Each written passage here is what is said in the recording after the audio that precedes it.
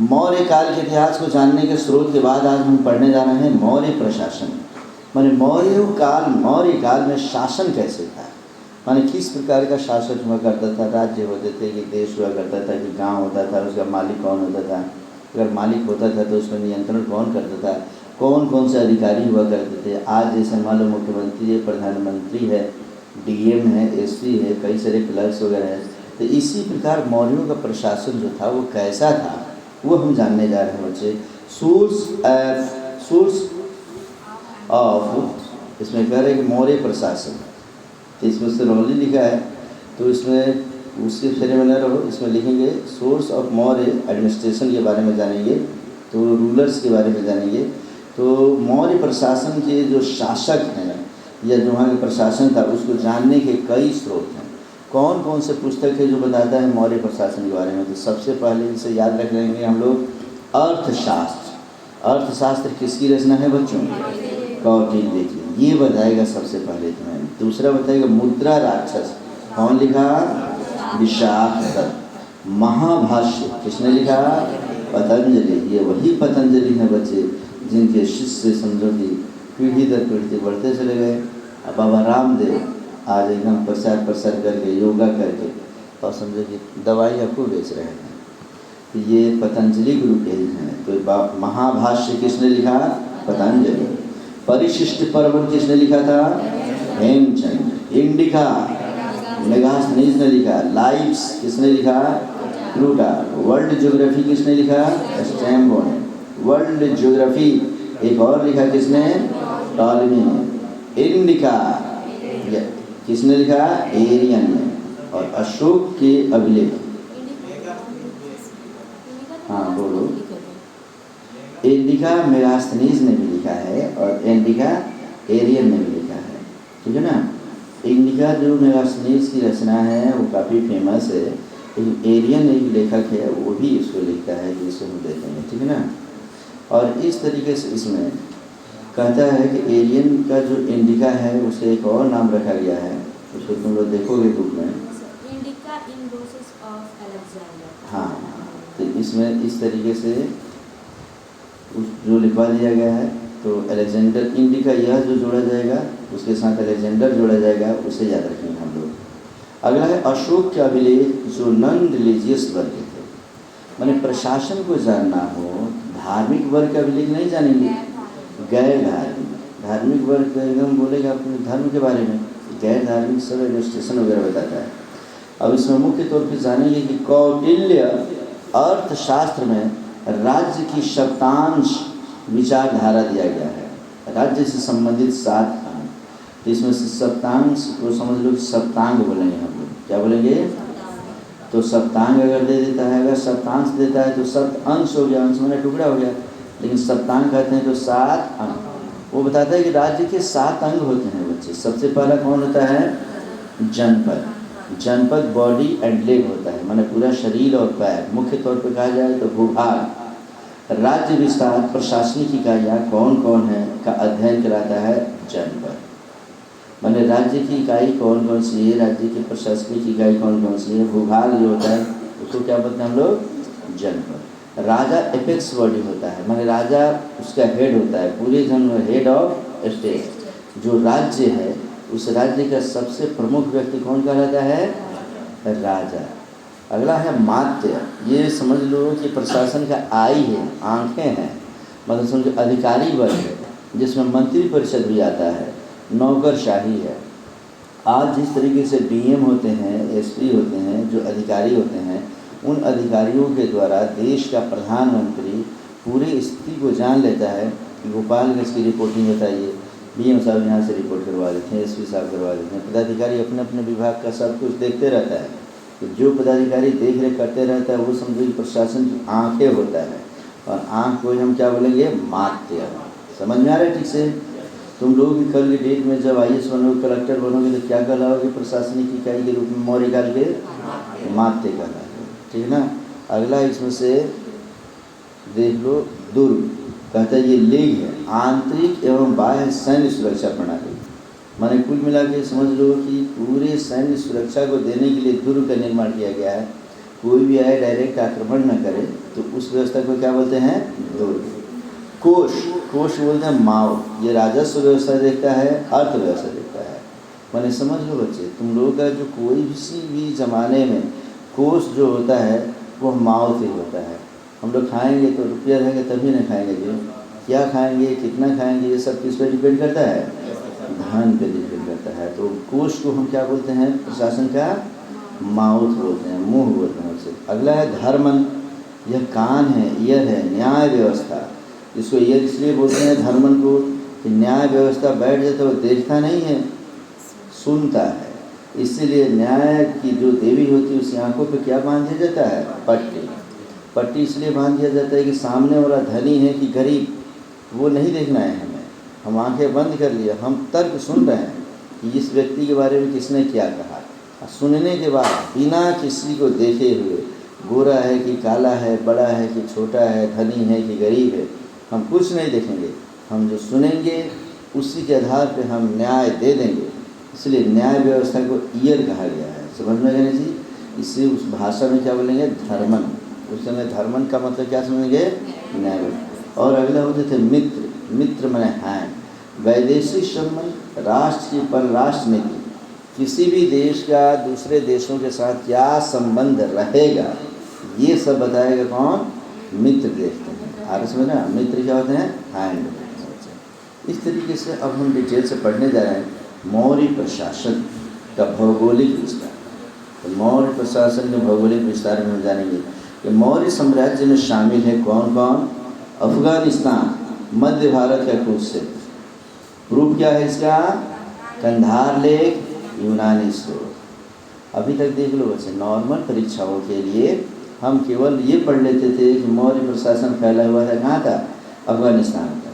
लेकिन एक तो मैं इसके सभी स्रोत पहले तुम्हें पढ़ा चुका हूँ, कंधार लेक क्या है, यूनानी स्रोत क्या, सब पढ़ चुके होंगे। लेकिन अब हम इसको फिर से अटैच कर रहे हैं, इसका मतलब कि इसको ठीक से तैयार करना है। तो अब मौर्य प्रशासन में अशोक का शासन के लिए मौर्य का कोई भी शासनकाल ये अफगानिस्तान तक फैला हुआ था। ये तो कौन सा स्रोत बताता है? कंधार लेक और यूनानी स्रोत। कहता है इसमें से कि 305 बीसी में, माने 305 ईस्वी पूर्व में सेल्यूकस के ऊपर सेल्यूकोट्स ने जीत हासिल कर। सेल्यूकोट्स कौन है? चंद्रगुप्त मौर्य, इसे ही सेल्यूकोट्स कहा जा रहा है, ठीक है ना। तो बताता है इसमें से कि 305 ईस्वी पूर्व में सेल्यूकस के ऊपर, सेल्यूकस कौन है बच्चे? सिकंदर महान का सेनापति, याद रखें हम लोग। तो उसके ऊपर सेल्यूकोट्स ने जीत हासिल कर अराकोशिया, एरियाना, हेरात क्षेत्र पर अधिकार कर लिया। यह क्षेत्र बिंदुसार और अशोक के समय भी रहा। मैंने सेल्यूकोट्स माने चंद्रगुप्त मौर्य जिस साम्राज्य को अराकोशिया, एरियाना और हेरात क्षेत्र तक मैंने फैला दिया था, बिंदुसार ने भी उसे अपने हाथ से निकलने नहीं दिया और अशोक ने भी उसे निकलने नहीं दिया, वो सब शासन रहा। इस तरीके इस क्षेत्र में यवन लोग किसको बोलते हैं? ग्रीक वाले को बसे हुए थे, जिसे अशोक अभिलेख में योन कहा गया है। याद रखेंगे, योन, कंबोज, ये सब में लिखवाया है तुमने। तो योन जो इसमें से जनजाति बताया गया है वो सब कहाँ पे है? यही उत्तर पश्चिमी हिस्से में। तो ये भी हम पढ़ेंगे। कहते हैं अशोक के समय गवर्नर तुसास गुजरात में नियुक्त था। याद रखेंगे, अशोक के समय गुजरात का गवर्नर कौन था? तुसास था। इसलिए यवन लोग मौर्य प्रशासन में भी शामिल थे। तुसास को गुजरात का गवर्नर नियुक्त करना ये बताता है कि तुसास यवन का था और यवन का रहने के बावजूद भी मौर्य प्रशासन में था। इसका मतलब कि मौर्य केवल जाति धर्म के नाम पे प्रशासनिक पदाधिकारी नियुक्त नहीं करता है, वो सभी को नियुक्त करता है। नेक्स्ट है इसमें से पाकिस्तान। अब पाकिस्तान के बारे में हम जानते हैं कि पाकिस्तान हमारे क्षेत्र में था कि नहीं मौर्य के काल में। तो चंद्रगुप्त मौर्य के समय से पाकिस्तान है जो आगे भी रहा। यूनानी स्रोत कौन कौन सा स्रोत बताता है बच्चे? तो कहता है कि सेल्यूकस को पराजित करने के बाद चंद्रगुप्त मौर्य को एरिया माने गोमल घाटी क्षेत्र एंड डेड्रोसिया मतलब बलूचिस्तान क्षेत्र भी मिल गया। तो इस तरीके से गोमल घाटी क्षेत्र और बलूचिस्तान क्षेत्र, गोमल घाटी समझो कि अफगानिस्तान से दक्षिणी हिस्से को और पाकिस्तान के उत्तरी हिस्से को बोला जाता है। और बलूचिस्तान समझो कि पाकिस्तान के दक्षिणी पश्चिमी हिस्से को बोला जाता है। समझ गए सर? तो इस तरीके से पाकिस्तान भी था इस क्षेत्र में और अफ़गानिस्तान का मध्य भी था। अब इसमें से कहते हैं बिंदुसार के समय तक्षशिला में विद्रोह उठ खड़ा हुआ, जिसे दबाने के लिए अशोक गया एंड विद्रोह दबा दिया गया। इससे पहले सुसीम गया था लेकिन विद्रोह नहीं दबा। याद रखेंगे बच्चे, ये पूछता है परीक्षा में कि अशोक कहाँ का माने समझो कि पहले गवर्नर हुआ करता था, ठीक है ना जी। जिस समय बिंदुसार था शासक माने उसके पिता, उस समय समझो कि तक्षशिला में विद्रोह उठ खड़ा हुआ। तक्षशिला में जब विद्रोह खड़ा हुआ तो विद्रोह को दबाने के लिए अशोक के भाइयों ने सोचा कि क्यों न अशोक को ही भिजवा दिया जाए, क्योंकि उसके पहले सुसीम जो गया था, सब इसका बड़ा भाई है सब, तो वो गया था तो वहाँ विद्रोह नहीं दबा। और वो इतना खतरनाक एरिया था कि लगता था कि अशोक जाएगा तो वहाँ मारा जाएगा। लेकिन अशोक जब जाता है बच्चों तो वो पूरे समझ लो कि विद्रोह को दबा देता है। और जब आता है तो उसके भाई यहाँ पर शुरू कर दिए हैं समझ लो महाभारत, कि अशोक जब आता है वापस तो उसको रास्ते में ही ख़त्म कर दिया है।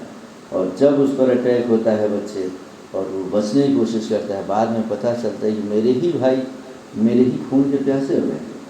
तब वो निकालते हैं अपने तलवार और कहते हैं जब अशोक के म्यान से जब उसकी तलवार निकल जाए तो जब तक सैकड़ों लोगों का खून नहीं पी जाए तो वो अंदर नहीं जाती थी। और एक एक करके अशोक एक और दो नहीं 99 भाइयों का कत्ल करता है। समझ में आ गया ना? पढ़ते हैं सब मिलेगा हम लोग को। तभी पढ़ रहे हम लोग कि इसके पहले सुसीम गया था लेकिन वह विद्रोह नहीं दबा सका। नेक्स्ट था अशोक बाद इस पर इंडो ग्रीक का शासन शुरू हो गया। अब जब अशोक का शासन खत्म हो गया, अशोक का साम्राज्य सब समाप्त हो गया, तो इंडो ग्रीक वालों ने आकर उस पर शासन कर दिया। समझ गए? तो तक्षशिला कौन से देश में है बच्चे? अरे मैं बताया था तुम लोग अफ़गानिस्तान के हिस्से में है, ये याद रखोगे तुम लोग। समझिए ना जी। तो इस तरीके से अब अगला है कश्मीर। कश्मीर की बात करेंगे। ये अफ़गानिस्तान पाकिस्तान पे समझो कि तक्षशिला था, हम पढ़ रहे हैं कश्मीर। प्रूफ क्या है कश्मीर का? कल्म की राज तरंगी, काफ़ी इंपॉर्टेंट हो सकते हैं आज के यूपीएससी के एग्जाम में भी पूछते, बार बार परीक्षाओं में पूछता है कि राज तरंगी के लेखक कौन है? कल्म। कश्मीर का इतिहास। दूसरा पूछता है कि राज तरंगी किसका इतिहास बताता है? कश्मीर का। चंद्रगुप्त मौर्य के समय से ही अशोक ने मात्र यहाँ एक नगर की स्थापना की थी, श्रीनगर की। Important question. कश्मीर तक अपने साम्राज्य का विस्तार करने वाला कौन सा मौर्य शासक था? चंद्रगुप्त मौर्य। लेकिन चंद्रगुप्त मौर्य वहाँ तक तो विस्तार कर ही गया था। अशोक ने वहाँ सिर्फ क्या किया बच्चे? श्रीनगर की स्थापना कर दी थी। नेक्स्ट है तक्षशिला से लंपाक लेख एंड शहबाजगढ़ी से प्राप्त मनसेहरा लेख, खरोष्टी लिपि लेख, ये सब प्रूफ है कि अशोक का शासनकाल तक्षशिला तक था। आगे समझ में जी, मैंने अफगानिस्तान और पाकिस्तान तक था। ठीक है। अशोक के बाद मौर्य से स्वतंत्र एंड इस पर अशोक का ही एक पुत्र जालौक शासन करने लगा। कश्मीर के बारे में प्रूफ कर रहे हैं। हाँ, तो ये बताता है कि अशोक के बाद मौर्य से मैंने समझ लो कश्मीर क्या हो जाता है? स्वतंत्र हो जाता है। स्वतंत्र जब होता है तो उस पर अशोक का ही एक पुत्र कौन शासन करता है? जालौक शासन करता है। ये बताता है कि इतिहास में पिता का विरोधी पुत्र होते रहे। समझ में आ गया ना जी। नेक्स्ट कहते हैं कि पूर्वी पंजाब हरियाणा नंद काल से ही, मैंने समझ ली जब घनानंद का शासन काल है उसी काल से ही समझ लो। हाँ, तो इस तरीके से मौर्य साम्राज्य का भी ये अंग रहा है, पूर्वी पंजाब और हरियाणा। फिर दिल्ली की बातें करेंगे तो दिल्ली, यूपी, नेपाल, तराई क्षेत्र, ये तीनों सटा हुआ क्षेत्र है। आज की तरह क्लासिफिकेशन नहीं है। मौर्य पूर्व से ही मगध राज्य का ये अंग मौर्य राज्य में रहे हैं। प्रूफ क्या है? अशोक के दिल्ली ले, मेरठ ले, कौशाम्बी ले, सारनाथ, निगली सागर, रूमिंदेही से प्राप्त अभिलेख, मौर्यकालीन सैकड़ों आहत सिक्के एंड कलात्मक नमूने हैं। ये समझ लो। मैंने इसमें कहता है ये चेंज हो जाएगा मौर्य टू बृहद्रथ, मैंने समझ लो मौर्य काल में समझ लो कि चंद्रगुप्त मौर्य से लेकर अब बृहद्रथ के समय तक, ये दोनों चंद्रगुप्त मौर्य से शुरुआत होगा, अब बृहद्रथ जो अंतिम शासक होगा उस समय तक ये मौर्य साम्राज्य में रहेंगे। समझ में आ गया बच्चे? कौन कौन जगह? दिल्ली, मेरठ, कौशाम्बी, सारनाथ, ये सब माने दिल्ली, यूपी, नेपाल तराई क्षेत्र। और साक्ष्य कौन कौन सा है?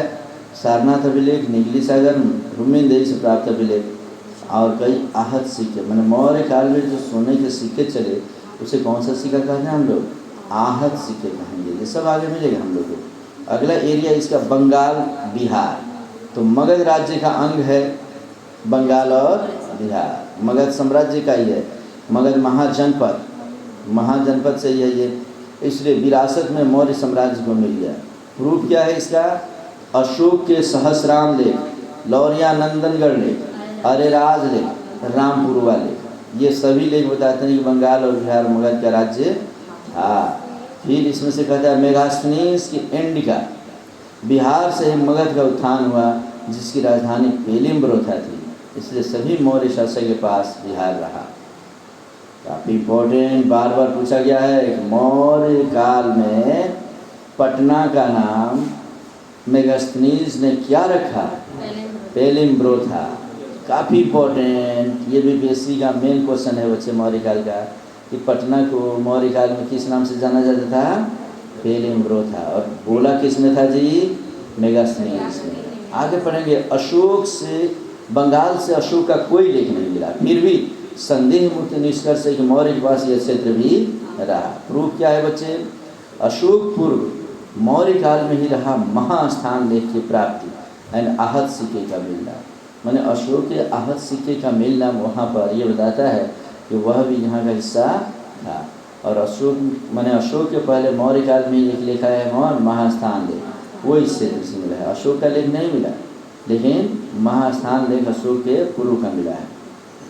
आगे कहते हैं उत्तर पूर्वी राज्य, मैंने इसमें असम समेत, माने असम है, मेघालय है, त्रिपुरा है, मिजोरम है, ये सब जो हिस्सा है वो इसका राज्य था कि नहीं तो समझो। अशोक का एक भी लेख यहाँ से नहीं मिला है, न इसका उल्लेख है, लेकिन साहित्यिक स्रोत में उल्लेख है संकेतात्मक रूप से। कहता है कि स्वर्णकुंड नगर में textile industry and silk industry, वस्त्र उद्योग केंद्र था, जो आज के गुवाहाटी के निकट था। माने स्वर्णकुंड किसे बोला गया है बच्चे? असम को। क्या बोलेंगे हम लोग? असम को बोलेंगे। तो कहता है कि स्वर्णकुंड नगर में textile industry and silk industry था, और आज के असम की राजधानी कहाँ है बच्चे? दिसपुर है। तो इस तरीके से वहाँ का प्रसिद्ध शहर जो है वो है गुवाहाटी। तो गुवाहाटी के पास में समझ लो कि जाए, लेकिन स्पष्ट प्रमाण इसका नहीं, इसलिए मौर्य साम्राज्य का अंग नहीं माना जा सकता। एक होता है नहीं कि स्पष्ट प्रमाण कुछ न कुछ वहाँ से मिलना चाहिए, तो ऐसा कुछ नहीं मिला है, इसलिए असम के क्षेत्र में इसका साम्राज्य नहीं था। अगला पढ़ते हैं कलिंग। कलिंग ये कहाँ पे है जी? उड़ीसा में है। याद रखेंगे मौर्य उत्तर काल का खारवेल का हाथी गुम्फा अभिलेख, काफ़ी इम्पोर्टेंट, स्टार लगा लो। हाथी गुम्फा, किसी को गुफा किसी कहीं गुम्फा भी देता है लेख, यह उड़ीसा से प्राप्त हुआ है और ये मौर्योत्तर काल का है। और किस हाथी गुम्फा अभिलेख किसने चलाया था? खारवेल। खारवेल एक शासक, वो कहता है कि उड़ीसा को सबसे पहले महापद्मनंद ने जीता। माने खारवेल के हाथी गुम्फा अभिलेख में साफ साफ तौर पर लिख दिया गया है मौर्योत्तर काल का कि उड़ीसा को सबसे पहले महापद्मनंद ने जीता था। यहाँ नहर भी खुदवाई थी, यहाँ से कुछ मूर्ति को उठा ले गया था, उड़ीसा को अपने साम्राज्य का अंग बना लिया था।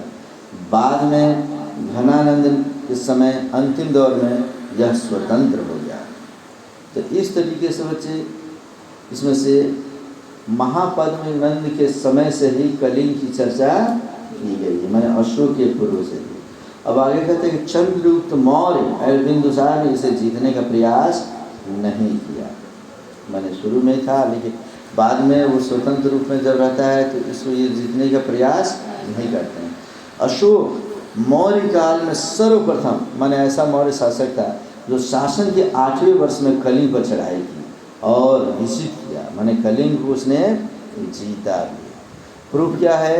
मेजर ऑफ एडिक्ट 13, बृहद शिलालेख 13 एवं प्लिनी का नेचुरल हिस्ट्री 261 ईस्वी पूर्व में वो बताता है।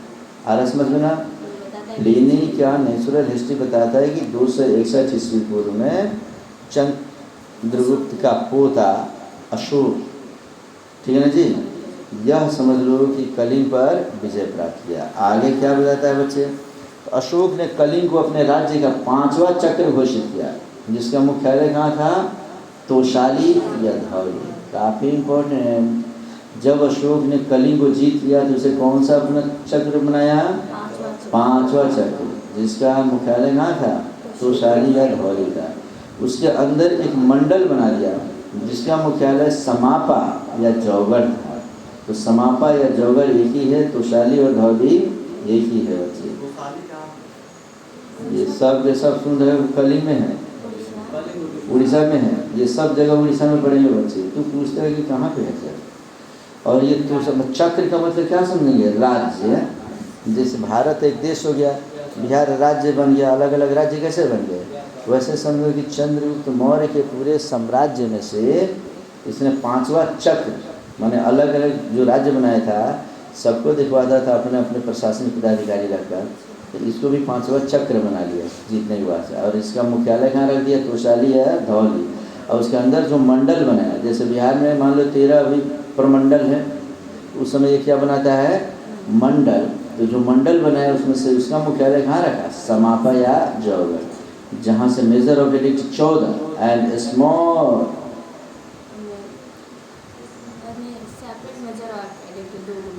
इसमें ए से मैंने ना, हाँ, सेपरेट मेजर ऑफ एडिक्ट 2 मिले हैं। ये समझ लो कि मैंने पृथक शिलालेख है और वह बृहद शिलालेख है। आ रहा समझ में? तो बृहद शिलालेख 14 मिला है और समझिए पृथक शिलालेख जो है वो 2 यहाँ से मिले। तो ये दोनों याद रखेंगे हम लोग। अशोक बाद कलिंग चेदी वंश के शासन में चला गया था। याद रखेंगे, अशोक के बाद जो कलिंग है उस पर किस वंश का शासन हो गया? चेदी वंश का। अभी हम मैप बताएंगे, अब मैप में सबको हम लोग पढ़ेंगे कि किस प्रकार समझ लो कि तक्षशिला पर समझो कि कब्जा होता है इंडो ग्रीक का अशोक के बाद से, और इधर कब्जा हो जाता है किसका? चेदी वंश का। कश्मीर अलग लेके चला जाता है कोई। अब आ जाओ गुजरात की बातें करेंगे, उनसे गुजरात था कि नहीं? तो राजस्थान, गुजरात, हाँ, और इसी चेदी वंश का जो तृतीय शासक था वो क्या था जी? खारवेल। और खारवेल नहीं लिखा है, हाथी गुम्फा अभिलेख। और हाथी गुम्फा अभिलेख में कहता है कि नंद वंश से ही इस पर शासन होगा रहा है। गुजरात, राजस्थान तथा मालवा क्षेत्र इसे मौर्य साम्राज्य में मिलाया किसने?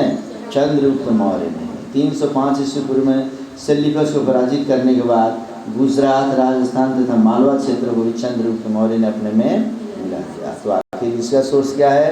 तो प्लूटार्क कहता है नेचुरल हिस्ट्री में कि सेल्यूकस को हराने के बाद से चंद्रगुप्त मौर्य 6 लाख का विशाल सेना लेकर भारत को रौंदने के लिए, शेष भारत को रौंदने के लिए चल पड़ा है। स्टार नहीं, डबल स्टार लगा लो। किसने बताया कि जो सेल्यूकस को हराने के बाद से चंद्रगुप्त मौर्य 6 लाख का विशाल सेना लेकर पूरे भारत को रौंदने के लिए चल पड़ा, और एक एक करके रौंदते गया और पूरे भारत को मौर्य साम्राज्य में मिलाते गया। क्लियर है बच्चे? इस तरीके से हम लोग इतना पढ़ लिए। बाकी जो इसका सोर्स है वो हम लोग कल पढ़ेंगे, ठीक है ना? कल हम पढ़ेंगे।